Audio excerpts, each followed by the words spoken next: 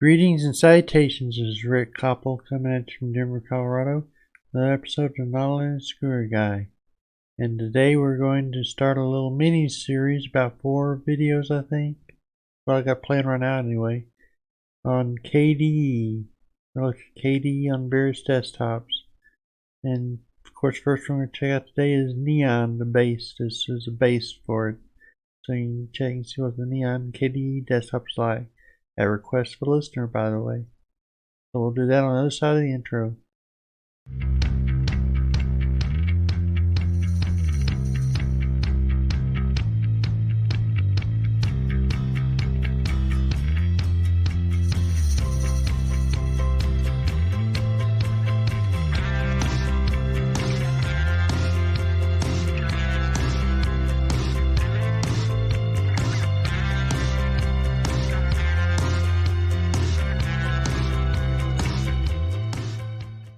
Yeah, so we're going to look at KDE Plasma desktops on various distros.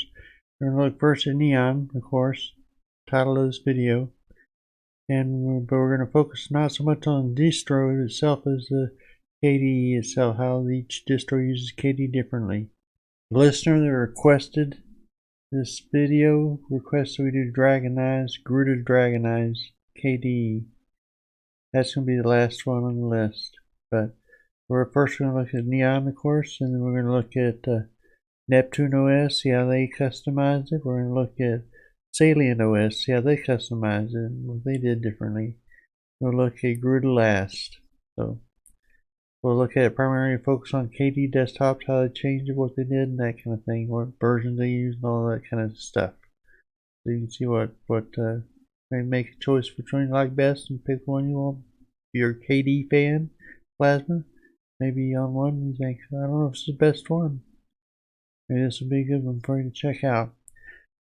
And actually, just as a heads up, I installed Neptune OS on my desktop because I've been using it for a while on my writing computer over there. Yeah, I've liked it. I've enjoyed it. I had it set up the way I wanted over there. So I thought, well, no, maybe I should use it over here on my daily driver computer, one I use all the time. That's it, and it works beautifully. Yeah, and so I'll be looking forward to that video, I'm sure. So anyway, we got KDE Neon. We got a set no boxes on a live version of CD. We're gonna do an install of it real quick, and then get a move on. All right, cool. Okay, you should be looking at KDE Neon desktop on a live CD version of it. So what we have right here, this has the standard KDE launcher on it, and application places.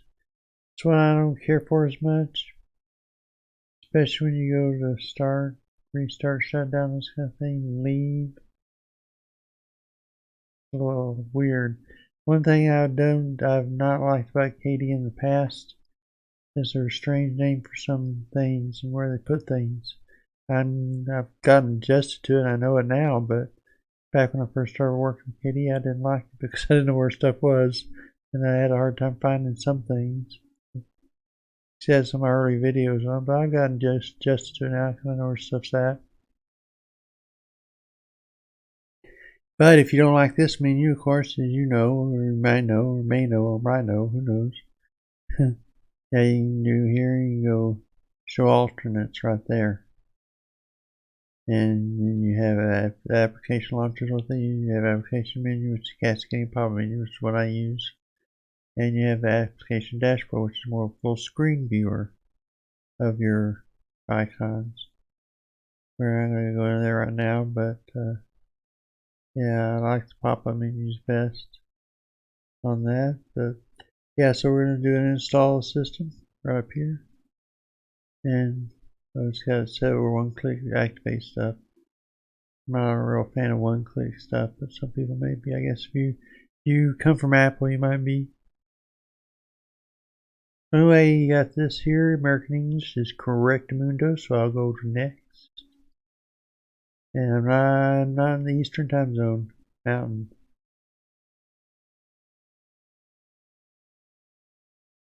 Next. Calamar's installer, I'm pretty sure, so it just goes next, kind of like that. This is basically an Ubuntu distro, and we're just gonna erase disk and let it do what it's gonna do. This site's gonna create a 8.5 gigabyte swap file. I don't think you need a swap file on this. I'm gonna see if I can. I'm gonna do manual partitioning so I don't want a swap file. There's only a small disk, so you don't need a swap file for a whole small disk, I don't think. So go to manual partitioning. Okay. Partition table.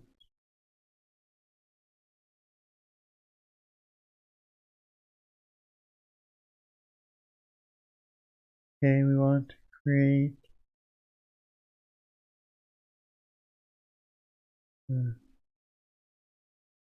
500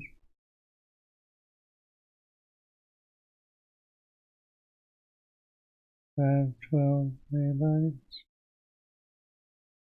megabyte partition for EF5 disk, and format that in FAT32 standard pretty much, and we seem to have a mount point for boot, place boot to have EF5 flag, probably would be boot.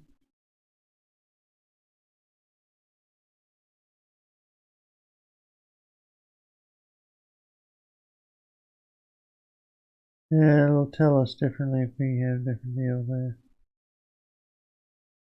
Should at least. Either that or it will work, one of the two. And then we'll create the rest of it on the standard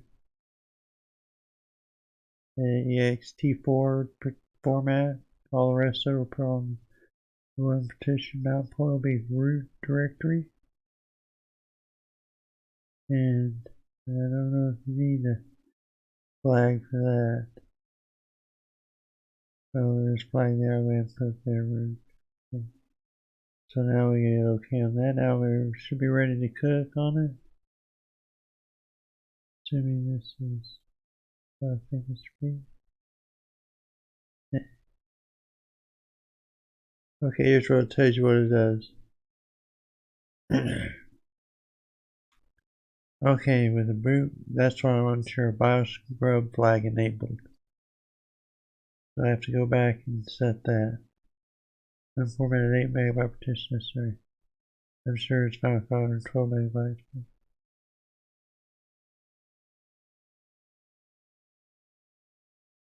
Yeah. Edit this. And BIOS grub.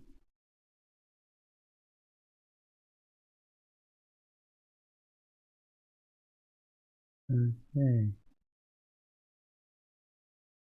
And that should do the trick then.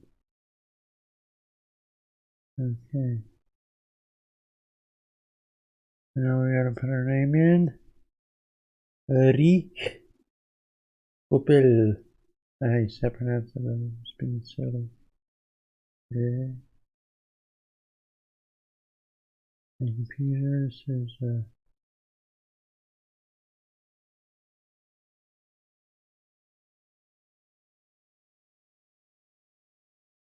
more complicated password there. And install.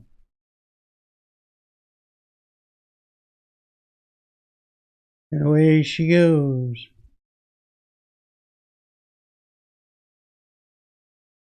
Now installing. The next question will be, will it boot up correctly? I hope it does. Should by all reckoning, but we got it cooking here. And we'll come back on the other side of it and see what we got. So I had an error. Installation failed. And it may have something to do with how I set things up, so I'm going to go back and start it over. Okay, we're back finally, and I got it installed. I probably what I need to do, it wasn't EFI setup, so I should have just let it do its automatic thing, left it at that, instead of trying to force EFI protection on it. But this is an EFI computer, so I thought I wouldn't do that, but it didn't apparently. Whatever reason. Well, it has in the past worked that way, but not this time apparently. So, here we are on our KDE installed KDE Plasma desktop. And we have the menu, of course, like I said, I like cascade menu. So, I'll do that because it's easier to show stuff with the cascade menu on. Let's do that. And that's what you do, cascading. The only thing you don't get on this is you get on the other one of significance is you don't get the detail like that. Dolphin would say a file manager or whatever it says over here in the spot, but it doesn't say that here. So this is very standard plain KDE desktop. So you got your system settings here. Look at that real quick. We'll go down here to system info.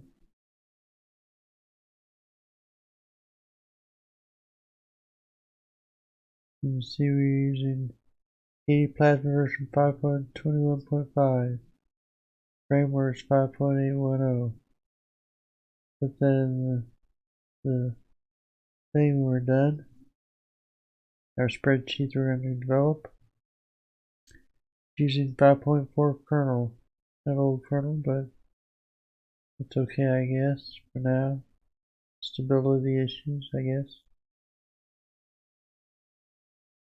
Graphics platform is X11. 64-bit. Well, that's all computer stuff there. Graphics processor LLVM pipe. That's what software hardware configuration is on this computer. And that's what they're using for KDE Plasma. Now,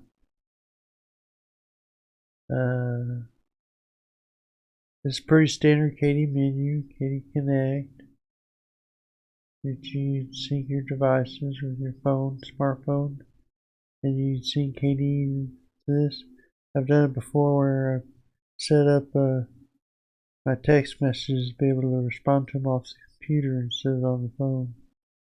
It's kind of nice, worked out of the box pretty well. Power management right here. Energy savings so you can turn the screen off wrong that way. The other thing you need to check on is kind of a hidden feature. Up here in workspace behavior. For this one. Right here, just screen locking right there. Under workspace behavior, that's what I had to hunt for a while before I found it initially. Yes, so you turn that off. You don't want that on. If you do want it on, leave it on. Cover set, that's where you set Power Manager screen locking at. And here's touch screen. You turn it on off if you have a touch screen.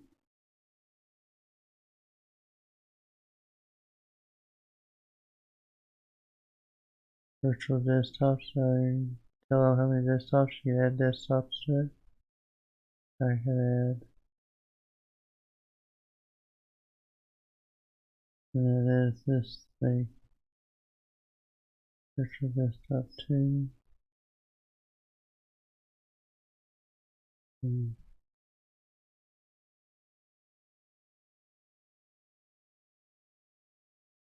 the difference here is that the other one didn't type it on whenever I started typing, it erased the new desktop on it. Apparently it's different in that regard.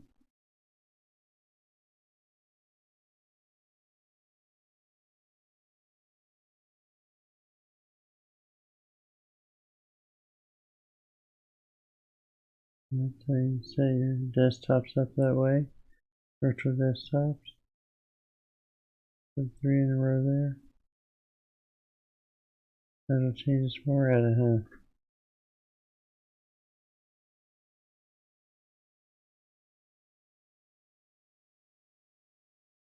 Alrighty. Apply that. Oh wow, what happened? Oh no, they asked me to go back here.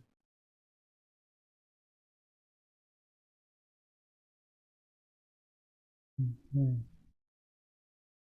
Yes. There it goes. Must be a virtual thing. Okay, Windows Management. You get all these different things here. Here's your shortcuts, which you can do down here. Okay, Damien. KWin. 3. Do things like change your. Oh yeah. That search if you use that. Makes finding things a little easier. There you go. So you want to change the shortcut to say whether you're used to a window manager for a desktop. You wanted to switch it, you could go ahead and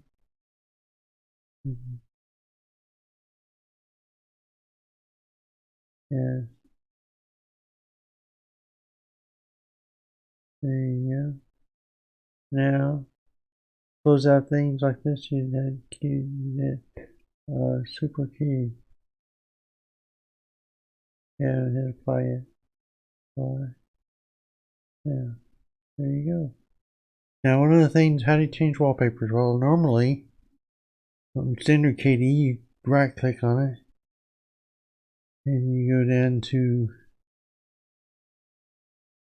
your desktop wallpapers right there. Go up to, I guess, in my case, this case, you have your wallpapers. Yes, I'm on Milky Way here is what I'm all set for. And you can choose these kind of papers.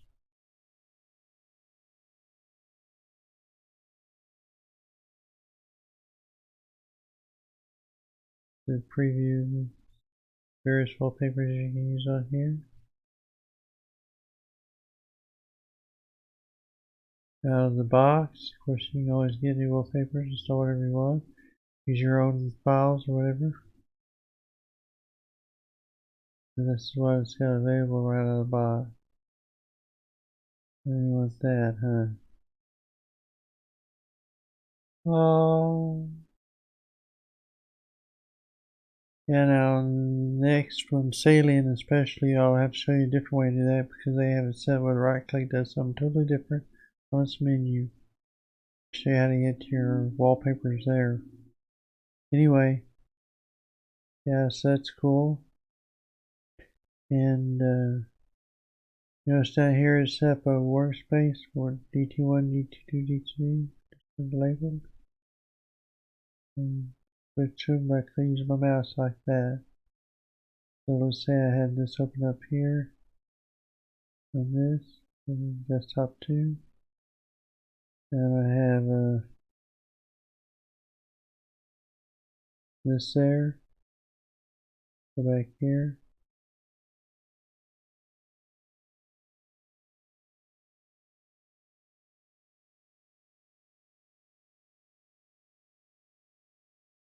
Familiar with the KDE stuff? This is pretty much standard KDE stuff.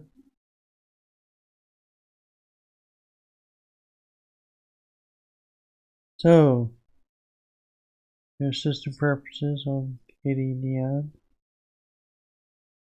File managers, Dolphin. Yeah, I can go right there.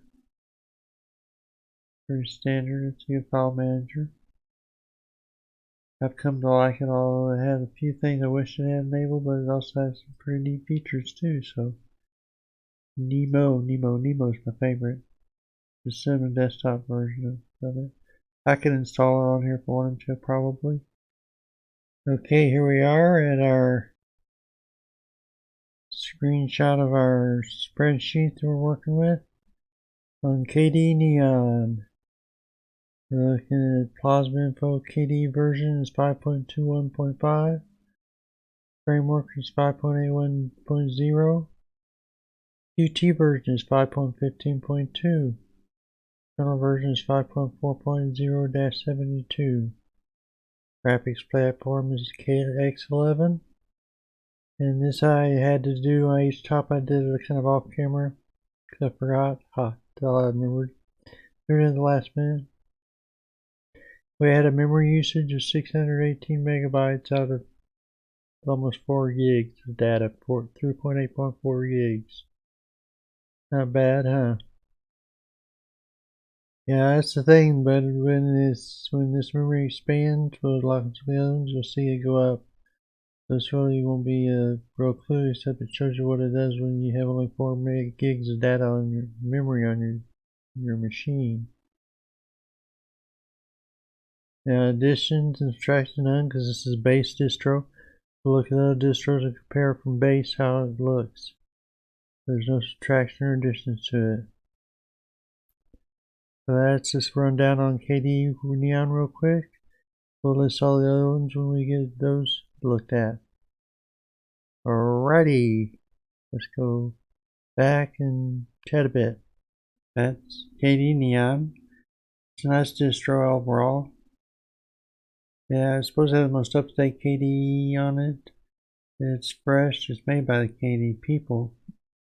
So it's a distro meant primarily to display KDE. And so I think that's probably about the only desktop version you can get on this KDE. So if you're looking for an Ubuntu based distro that's based on KDE, that would be the one you get probably. But there's also some other things because Ubuntu had its own KDE version, I think. Yeah, Ubuntu. So you can check that out too. I'm going to check that out on this distro because I've already got 4 in the mix. First one, so yeah. Check back next time. We'll probably do Neptune next or Salient or one of those two probably, and see what you got. Don't forget to like, subscribe, and hit the notification bell if you want to get updated on my videos when they come out. For this series or any other series I've done, want to do in the future. And also I have a donate link if you want to support the channel. Go down there to the description. You see a donate link down below my signature line. And have at it. Thanks a lot for watching.